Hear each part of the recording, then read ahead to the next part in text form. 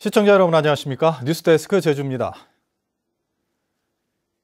정부가 신종 코로나 바이러스 감염증의 공식 명칭을 코로나19로 정함에 따라 제주 MBC도 코로나 바이러스를 코로나19로 칭하기로 했습니다.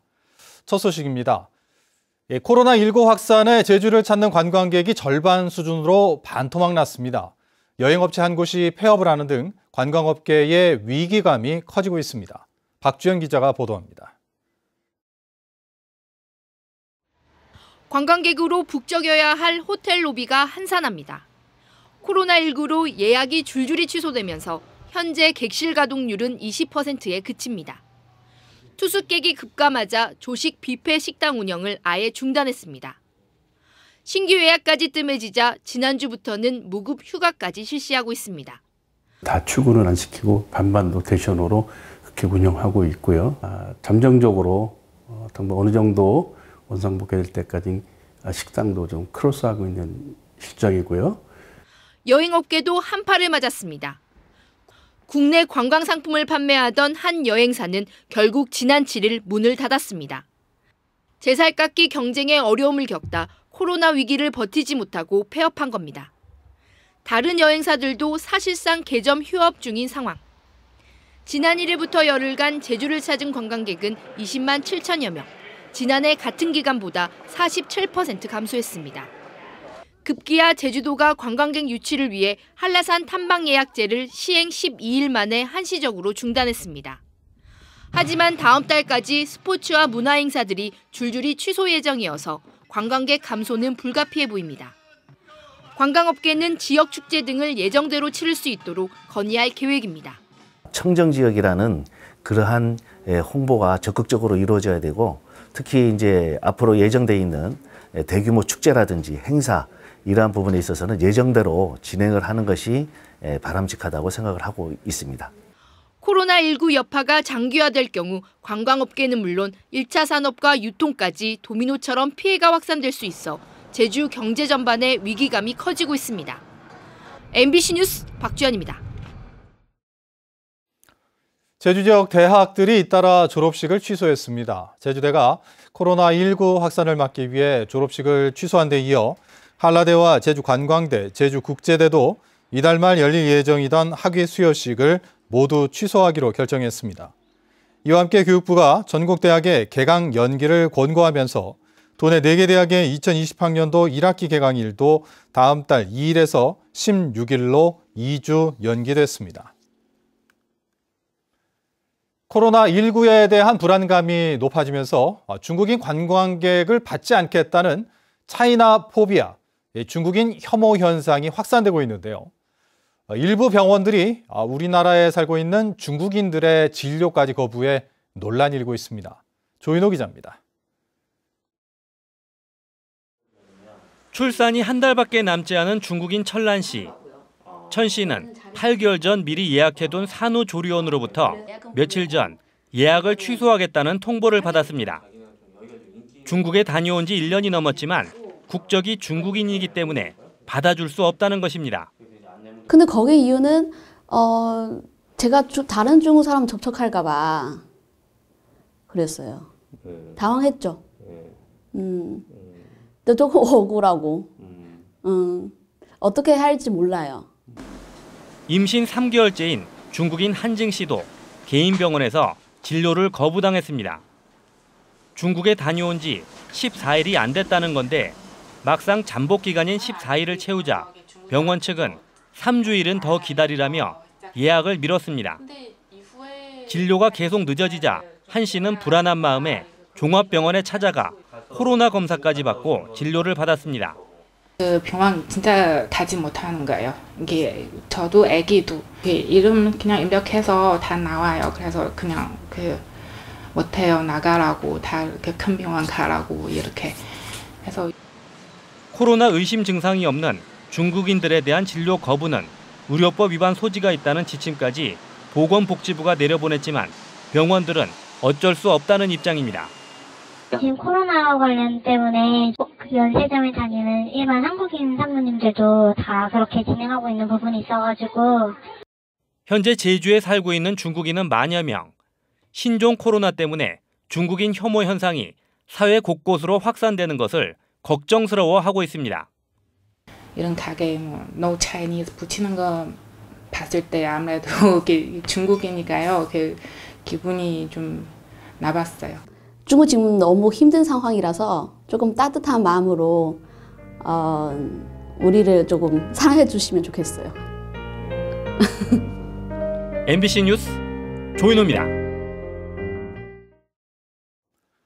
제주 환경운동연합은 논평을 내고 제주도 감사위원회에 당산봉 정비공사에 대한 조사 결과 사업에 여러 가지 문제가 확인됐지만 관련 공무원의 주의 통보만 내린 것은 제19 감사기라고 비판했습니다. 환경운동연합은 15,000제곱미터 지역을 붕괴 위험지역 D등급으로 지정해놓고 실제 공사 면적은 5,500제곱미터라는 이유로 환경영향평가를 회피한 것은 잘못된 유권 해석이라고 주장했습니다. 또 편입토지의 감정가가 부풀려졌고 불법 건축물에 대한 묵인이 확인된 만큼 토지주와 공무원 간의 유착관계 여부에 대해 사법당국에 수사 의뢰를 촉구했습니다. 국회의원 예비후보를 소개하는 나는 예비후보다 순서입니다. 오늘은 제주시 갑선거구에 출마하는 바른미래당 양길현 후보를 김찬현 기자가 만나봤습니다.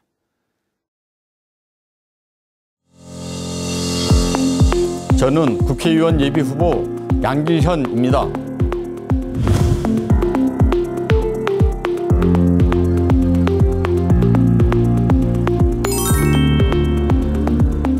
이제는 개인이 열심히 하는 걸로는 안 되고 사회 구조적으로 아니면 정책적으로 이 자영업자 소상공인이 삶을 법적으로 제대로 잘 지원해 주지 않으면 안 되게 돼 있는 세상으로 좀 가는 것 같아요. 교수로서 혹은 한 인간 양길현 입장에서는 참 어렵다. 그럼 어떻게 하면 좋을까? 방법은 국회의원이 돼서 국회에 가가지고 좀 더 큰 틀에서 제도와 법을 만들고 재정적 지원을 할 수 있는 것을 만들어줘야 되겠다. KTX, 서울 제주 KTX입니다. 비행기보다는 훨씬 더 많은 시간 편하게 움직일 수 있잖아요. 특히 제주도는 섬이기 때문에 한번 뭐 안개 끼고 바람 불고 뭐 하면은 못 움직이잖아요. 근데 철도는 움직일 수 있습니다. 제주도와 육지를 연결하는 교통수단으로서는 가능만 하면은, 이 기술적으로 가능만 하면은 이게 제일 낫겠다. 정치학 공부를 20년, 그것도 교수로서 연구하고 가르치고 이 밖의 정치에 항상 관심 갖고 내 이름을 걸어서 누구를 뭐 정책 단장도 하고 이 이론과 경험을 이제 동시에 갖고 있는 제주도만이 아니고 대한민국에서 드물 겁니다. 아마 어디 한번 찾아보고도 아마 거의 드물 거예요. 그게 그래서 제가 준비된 이 후보다 이렇게 얘기를 이제 하는 거죠. 대한민국 모든 국민은 각각의 영역에서 연금을 받아야 된다. 공무원만 받는 게 아니고 1차적으로는 제가 자영업자를 위한 거기 때문에 자영업자의 연금을 해서 이제 법을 만들어서 진행해 가고 뭐 농민은 지금 한다고 그러죠. 각자 이제 그 영역별로 그렇게 만들었는데 거의 제 1호 법안으로 제가 선택을 했습니다. 자영업자 소상공인의 벗이 되겠습니다.